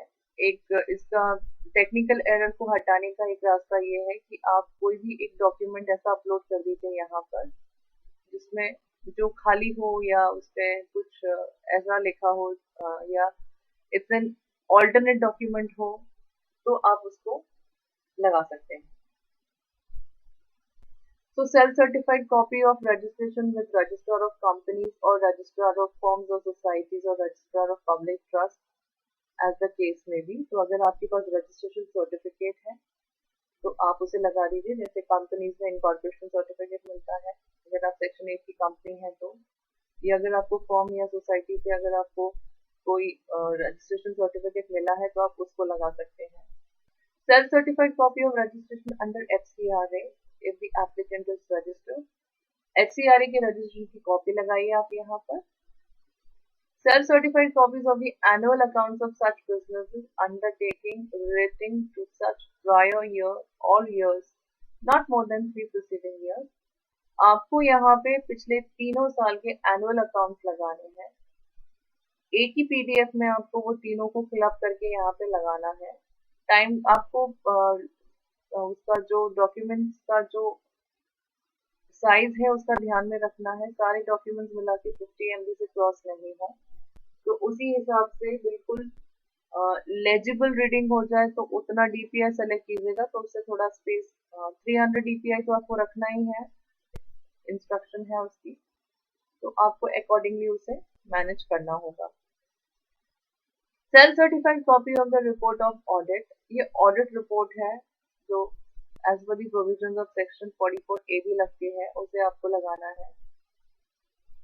यहाँ पे बहुत बार एक कंफ्यूजन होता है कि आपको ये एनुअल अकाउंट्स में आपको एनुअल रिपोर्ट लगानी है या ऑडिटेड अकाउंट की कॉपी लगानी है या कोई और रिक्वायरमेंट की कॉपी लगानी है. तो आपको यहाँ ध्यान रखना है. तो यहाँ पे आपके पास दो ऑप्शंस अवेलेबल हैं. तो आप एक जगह पे आप एनुअल रिपोर्ट की कॉपी लगा दीजिए, एक पे आप एनुअल अकाउंट्स लगा दीजिए, ऑडिटेड अकाउंट्स भी लगा दीजिए. Self certified copy of order of rejection of application for grant of registration. अगर आपके पास अगर आपका कोई भी रजिस्ट्रेशन आपका मिस हुआ है, रिजेक्ट हुआ है, तो आपको उसकी कॉपी लगानी होगी, क्योंकि उसमें रीजन दिए होते हैं. तो डिपार्टमेंट जानना चाहता है कि आपका एप्लीकेशन रजिस्ट्रेशन का एप्लीकेशन रिजेक्ट क्यों हुआ था. तो अगर ऐसी भी कोई कॉपी है आपके पास, आपने फॉर्म में अगर पहले सेलेक्ट किया है कि आपका रजिस्ट्रेशन रिजेक्ट हुआ है, तो आपको यहाँ भी वो कॉपी लगानी है. अगर मेरे पास कोई डॉक्यूमेंट है, जैसे कि मैंने जहाँ भी रजिस्टर किया था वो वर्नाक्युलर लैंग्वेज में रजिस्ट्रेशन है मेरे पास, तो मैं इस पे क्लिक करूंगी सो दैट नीचे ये बहुत सारे ऑप्शंस ओपन हो जाएंगे कि आप ये सारे जो डॉक्यूमेंट्स जो ऊपर आ रहे हैं 8, वो पूरे के पूरे नीचे रिपीट हो जाएंगे अगर आपको उसे वर्नाक्युलर लैंग्वेज में है और आप उसको ट्रांसलेट करके लगा रहे हैं। तो मेरे साथ ऐसा कोई केस है नहीं, तो फिर इसीलिए मैंने उसे बता दिया है। एंड फिर हम इसे सबमिट पे क्लिक करेंगे।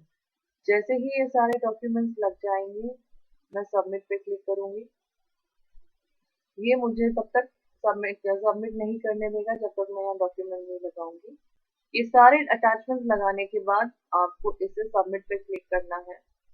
मुझे इस फॉर्म में थोड़ा बहुत चेंजेस करना है, तो मैं इसे अभी सबमिट नहीं करूंगी। रिव्यू में देखने के बाद मुझे लग रहा है उसमें कुछ छोटे मोटे चेंजेस हैं। तो आपका जैसे ही अटैचमेंट रेडी हो जाएगा, form is almost field, form अब फिल हो चुका है। तो आपका जैसे ही ये फॉर्म फिल हो जाएगा, अटैचमेंट्स लग जाएंगे, और आपने अगर अपने इसका स्पेस का ध्यान रखा है कि सारे के सारे अटैचमेंट्स ये 50 MB से ज्यादा नहीं जा रहे हैं, तो ये फिर फॉर्म जो है आपका सबमिशन के लिए तैयार है। एंड फिर आप इसे अपलोड कर देंगे। एक्नॉलेजमेंट अपलोड के लिए क्लिक हो जाएगा, एंड फिर वो उसको ईवीसी के लिए वेरीफाई करने को बोलेगा। या तो डीएससी से वेरीफाई कीजिए या आप उसे ईवीसी से वेरीफाई कीजिए। दोनों से वेरीफाई करने के बाद आपके पास रजिस्ट्रेशन का सर्टिफिकेट एक्नॉलेजमेंट जो है, एप्लीकेशन फॉर रजिस्ट्रेशन का जो एक्नॉलेजमेंट है वो प्रिंट होके आपकी स्क्रीन पे आपको दिखने लगेगा। तो ये थी बेसिक इस फॉर्म की कुछ और इम्पोर्टेंट टिप्स। तो यहाँ पे आप देखेंगे 12AB में जो ये नया प्रोसेस जो है फ्रेश रजिस्ट्रेशन का, उसके लिए सेक्शन 12AB डाला हुआ है, जो कि with effect from 1 April 2021 he effective है। तो जैसे ही आप उस फॉर्म को सबमिट कर देंगे, अब जो हमारा जो पॉइंट है सबमिट होते ही क्या होगा। तो अगर आपने वो फॉर्म सबमिट कर दिया है, हमने सक्सेसफुली सबमिट कर दिया है, एक्नॉलेजमेंट जनरेट हो गई है, तो उसके बाद हमारा नेक्स्ट प्रोसेस आता है जो कि पोस्ट रजिस्ट्रेशन एप्लीकेशन है।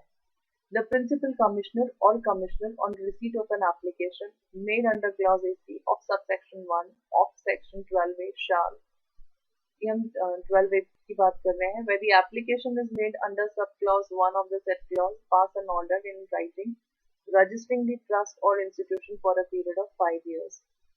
तो अगर आपकी ट्रस्ट ऑलरेडी रजिस्टर्ड थी, आप ध्यान दीजिएगा, अगर आपकी ऑलरेडी ट्रस्ट रजिस्टर्ड थी एज ऑन 31 मार्च 2021 और आपने फिर ये रजिस्ट्रेशन के लिए री रजिस्ट्रेशन के लिए अप्लाई किया है फॉर्म नंबर 10A में, तो आपको जो प्रिंसिपल कमिश्नर और कमिश्नर जो है वो आपको रजिस्ट्रेशन दे देंगे 5 इयर्स के लिए। ये राइटिंग रजिस्ट्रेशन है, रिटर्न रजिस्ट्रेशन है जो वो आपको देंगे। यहाँ पर अगर आप ऑलरेडी रजिस्टर्ड थे तो वो आपके लिए ये जो क्लॉज नंबर बी है ये एप्लीकेबल नहीं है, क्योंकि आप ऑलरेडी रजिस्टर्ड थे। एक बेनिफिट ये है कि आप 31 मार्च को अगर आप रजिस्टर्ड हो, तो जैसे ही आप ये एप्लीकेशन करते हैं, आपको जो प्रिंसिपल कमिश्नर है वो इमीडिएटली आपको रजिस्ट्रेशन दे देंगे, प्रोवाइडेड आपने फॉर्म में कोई गलती नहीं की है। इसीलिए फॉर्म भरते समय अगर आप रजिस्टर्ड एंटिटी हो, री रजिस्ट्रेशन के लिए अप्लाई कर रहे हो as per the new provisions, या आप ऑलरेडी अप्रूव्ड बॉडी हो और आप री अप्रूवल के लिए अप्लाई कर रहे हो बिकॉज नई प्रोविजंस आ गई हैं, तो आप ध्यान रखिएगा, आपको सिर्फ फॉर्म अच्छे से भरना है, बिना किसी गलती के, बिना किसी टेक्निकल एरर के, एंड उसे आपको सक्सेसफुली अपलोड करना है। आपको 100% 5 साल का रजिस्ट्रेशन मिल जाएगा। Where the application is made under subclause 2 or subclause 3 or subclause 4 or subclause 5 of the said clause, तो उसके आगे प्रिंसिपल कमिश्नर क्या करेंगे? Call for such documents or information from the trust or institution or make such inquiries as he thinks necessary in order to satisfy himself about। तो अब ये जो हम इस वाले क्लॉज की बात कर रहे हैं, ये उनके लिए बात कर रहे हैं जो फर्स्ट टाइम रजिस्ट्रेशन करते हैं। अपना पहली बार अप्रूवल के लिए अप्लाई कर रहे हैं, पहली बार एटीजी के लिए अप्लाई कर रहे हैं, या पहली बार सेक्शन 35 के लिए अप्लाई कर रहे हैं, इंटीमेशन जो देते हैं, अगर ये आप पहली बार कर रहे हैं तो आप इस क्लॉज नंबर बी में फॉल होते हैं। एंड फिर प्रिंसिपल कमिश्नर और कमिश्नर अपना सेटिस्फैक्शन करेंगे, they may call for any such document so that वो अपने आप को सेटिस्फाई करें कि जेन्युइन है आपकी एक्टिविटी, आपकी ट्रस्ट की एक्टिविटी। ये दोस्तों जब आपने पहली बार, अगर आपने पहले रजिस्टर्ड है और आपने पहली बार जब रजिस्टर कराया होगा, तभी ये प्रोसीजर आपके साथ हुआ होगा। पहले वो ऑफलाइन मोड में होता था, अब ये ऑनलाइन होगा। सारे जो डेटा है और जो भी चीजें हैं वो ऑनलाइन सबमिट होंगी। सो पहला हमारा पॉइंट नंबर ए तो यही है, द जेन्युइननेस ऑफ एक्टिविटीज से वो सेटिस्फाई होंगे। उसके बाद the compliance of such requirements of any other law for the time being enforced by the trust or institution as a material for the purpose of achieving its objects, कि जिस law में भी वो registered है उसमें वो सारी conditions को फॉलो कर रहे हैं, सो दैट जो ट्रस्ट का या जो ऑर्गेनाइजेशन का मोटो है वो क्लियरली साबित हो। After satisfying himself about the objects of the trust or institution and the genuineness of the activities under item A, genuineness देखेंगे, कंप्लायंस का रिक्वायरमेंट देखेंगे आइटम बी में, एंड उसके बाद pass an order in writing registering the trust or institution for a period of 5 years, or if he is not so satisfied, pass an order in writing rejecting such application and also cancelling its registration after affording a reasonable opportunity of being heard। तो अगर आपका जो भी आपने submission किया है वो satisfaction देता है प्रिंसिपल कमिश्नर को, तो वो अपना ऑर्डर पास कर देंगे जिसमें वो आपको रजिस्टर कर देंगे for a period of 5 years।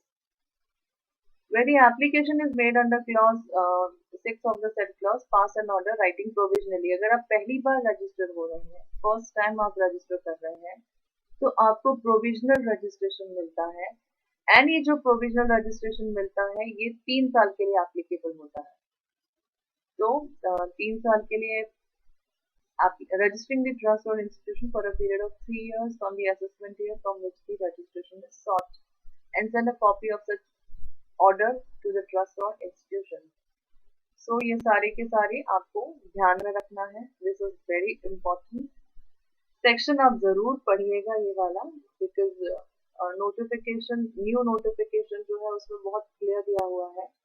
फिर उसके बाद जैसे ही आपका प्रोविजनल रजिस्ट्रेशन आपको मिलता है, तब उसके बाद आपका प्रोविजनल रजिस्ट्रेशन एक्सपायर होने के यहाँ पे दिया हुआ है, the order under clause A sub clause 2 of clause B and clause C of subsection 1 shall be passed in such form and manner as may be prescribed before expiry of the period of 3 months, 6 months and 1 month respectively, calculated from the end of the month in which the application was received। अगर आप already registered हो और आपने application कर दी है तो 3 month के अंदर आपको मिल जाएगा। न्यू रजिस्ट्रेंट हो आप तो और प्रोविजनल रजिस्ट्रेशन आपको मिल चुका है तो 6 मंथ्स पहले ही आपको अपने आप को रजिस्टर करना है before the expiry of your provisional registration.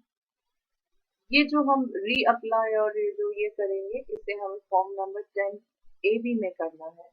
आज की डेट में वो ऑफकोर्स कोई भी नहीं भरेगा, बिकॉज 5 years या 3 years आपके एक्सपायर होने के बाद ही वो आपको एप्लीकेबल होगा।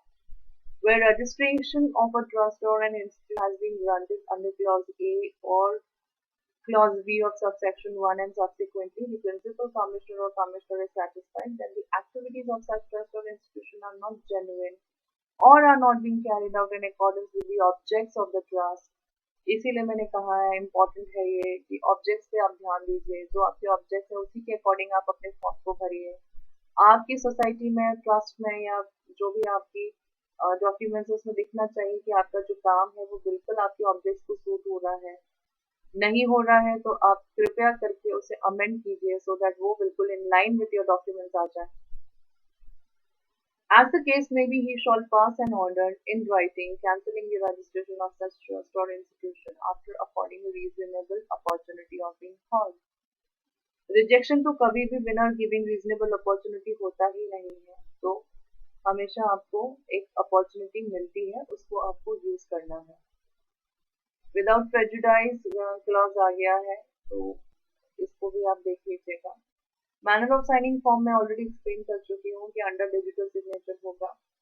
अगर आप ITR डिजिटल सिग्नेचर से साइन करते हैं, या अगर आप ITR EVC से करते हैं, फाइल वेरीफाई करते हैं, तो EVC के थ्रू आपको फॉर्म नंबर 10A और 10AB एज द केस में भी shall be verified by the person who is authorised to verify the ITR। Okay, तो ये तो आपके पोर्टल पे ऑलरेडी रजिस्टर्ड होता है कि कौन है आपका ऑथराइज्ड पर्सन, उसको पहले आप चेक कीजिएगा, उसके बाद आप फॉर्म भरिएगा।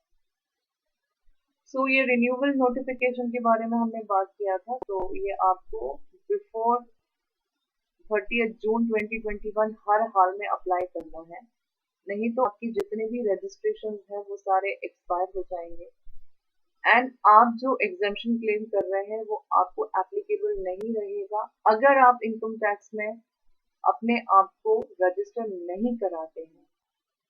12A ATG या सेक्शन 12AA में जो भी है, in the prescribed format under section 1023 AC। तो आप इस बात का ध्यान रखिए कि आपको अपना, आप रजिस्टर्ड एंटिटी हो तो भी री रजिस्टर करना है, न्यू एंटिटी हो तो आप अपने आप को रजिस्टर कराइए। Registration is the compulsory requirement to claim exemption under the income tax act. बस आप इस बात को ध्यान रखिए, उसके बाद ये सारा प्रोसेस आप अपने आप ही फॉलो कर लेंगे अगर आपको एग्जेम्पशन क्लेम करना है तो।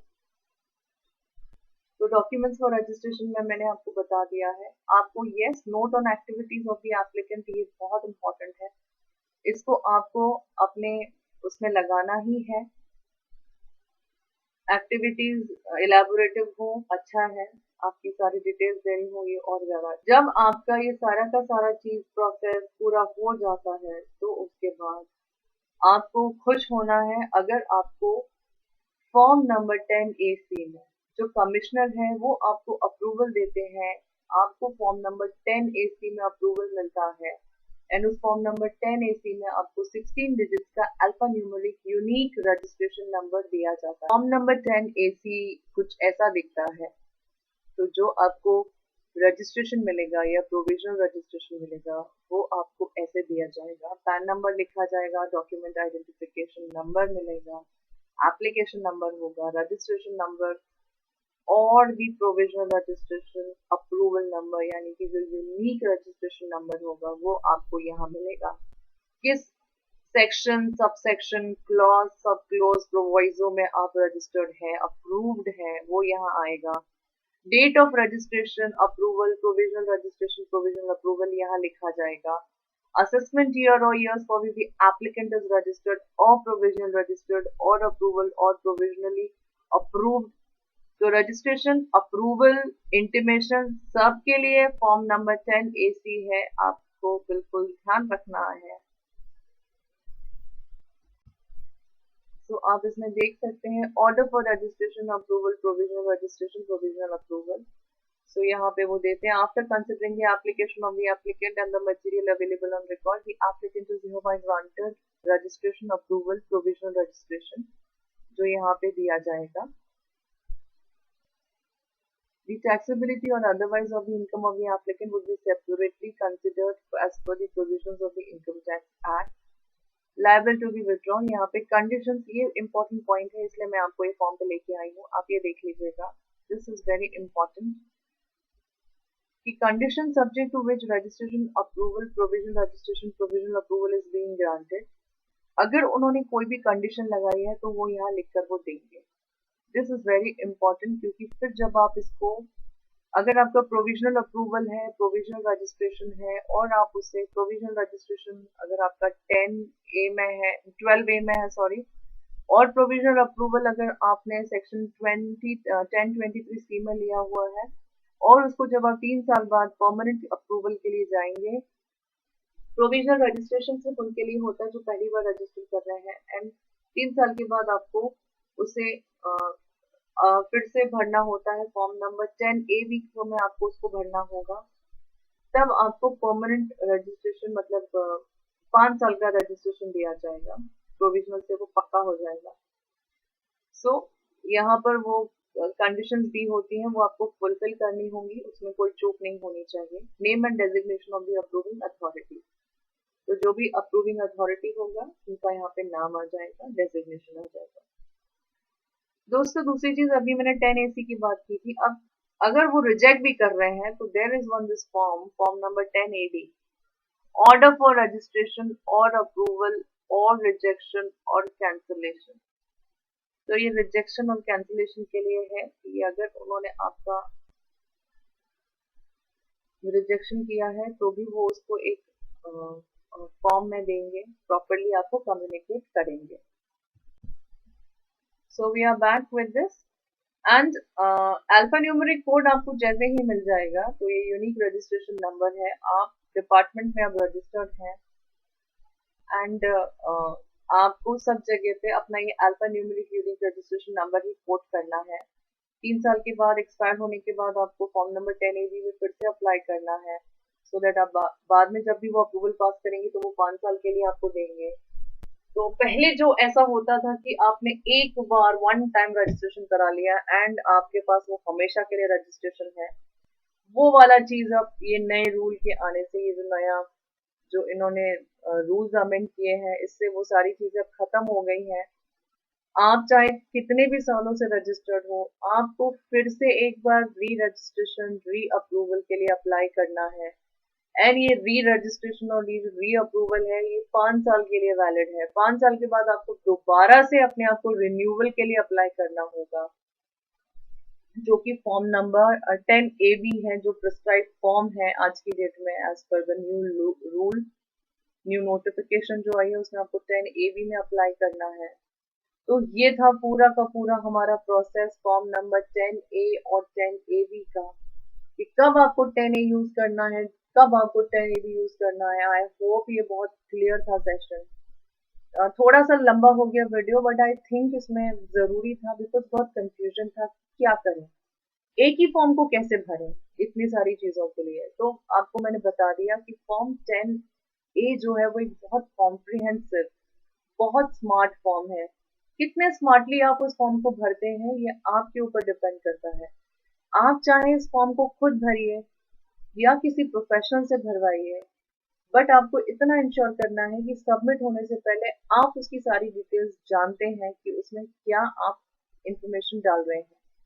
जो भी इंफॉर्मेशन आप एंटर कर रहे हैं वो बिल्कुल in line with your documents होना चाहिए। आप प्रोफेशनल्स की हेल्प ले सकते हैं, नो प्रॉब्लम अबाउट इट। अगर आप खुद करना चाहते हैं, एब्सोल्युटली नो प्रॉब्लम, बिकॉज सब कुछ फेसलेस है।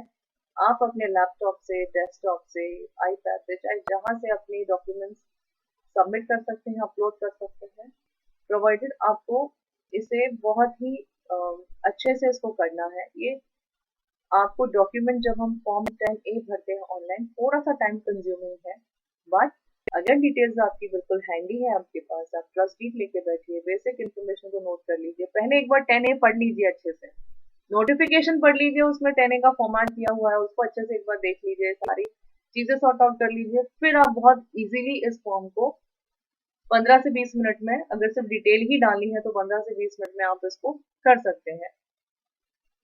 तो आई होप ये बहुत अच्छा सेशन रहा। कोई क्वेरी हो, कंफ्यूजन हो, कुछ पूछना हो तो आप मुझे जरूर लिखिएगा कमेंट्स में, और मैं इंश्योर करूंगी कि मैं आपको ये सारी जो रिप्लाईज है वो जल्दी से जल्दी दे सकूं, सो दैट आपके क्वेरीज को आंसर मिले।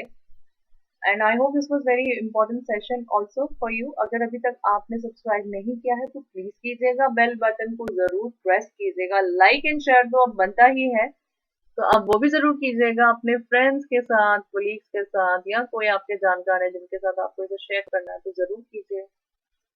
And thanks for watching, thanks for so much of patiently hearing me, and मिलते हैं अपने नेक्स्ट इन्फॉर्मेटिव वीडियो में। तब तक take care, be safe, be and ही फाइल करेंगे, कोई दूसरा ऑप्शन नहीं है।